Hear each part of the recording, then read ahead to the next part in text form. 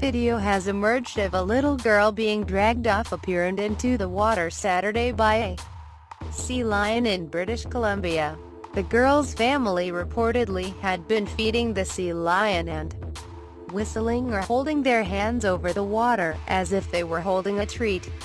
The video shows the emboldened creature of the family Otorina emerge from the water, and in one swift movement, grab the girl's dress with its mouth and pull her under. A man jumped in to rescue her, and she was quickly pulled onto the pier and led away.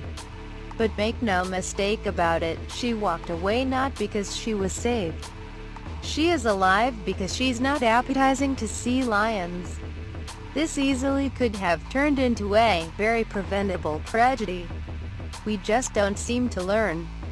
Wild animals are not our friends. Is anyone liable in this case? No. First, this happened in Canada. American and Canadian personal injury laws have procedural similarities, but Canada is considered a more conservative jurisdiction, less favorable to plaintiffs. Second, there are no real injuries. Sure, the child was terrified, but "it was scary" is simply not a major driver of injury cases. Things like shattered femurs or torn rotator cuffs are what drive damages. Third, a recurring theme in the law, dating back to the ancient Romans, offers this basic warning: stay away from the wild animals, they are unpredictable. Roman law divided animals into two groups, a distinction that persists today. The first is animals domati natura or mansueti natura, that is, tame or tamed. Domestic animals. Then there's animals ferae natura, wild, untamed animals. Through all of recorded history, sea lions have never been domesticated.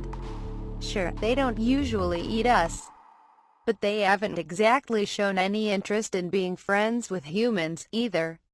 Landowners in the United States and British Columbia, like the owners of a wharf surrounded by seawater, do not possess the indigenous sea lions that frolic around it. Wild animals are generally not predictable or controllable, and therefore, the landowner is not legally responsible for them when they wander close to humans and attack.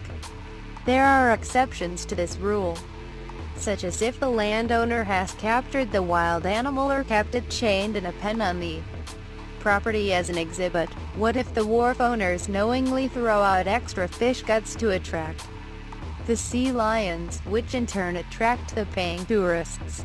Legally, it's a closer call.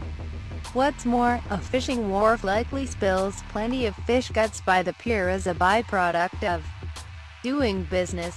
Whether the sea lions are welcome guests or a nuisance could depend on facts, like whether warning signs were posted. There's no hard rule, but a plaintiff has to overcome the presumption that wild animals sometimes attack, and no one is liable. In general, feeding or approaching wild animals is often flat-out illegal, too. Most laws are designed to prevent one person from harming another person or society as a whole. Other laws are designed to protect us from hurting ourselves. Seatbelt and helmet laws are examples. So are the many laws forbidding feeding or otherwise trying to befriend wild animals. And yet, people remain obsessed with getting close to wild animals. It's illegal because it's not safe. My mom, for example, is one of those animal-loving hippies who wants to live in a meadow with the raccoons curled up next to her, the birds landing on her outstretched arms, like in Snow White, when deer wander through her backyard. She gets as close as she can to feed them.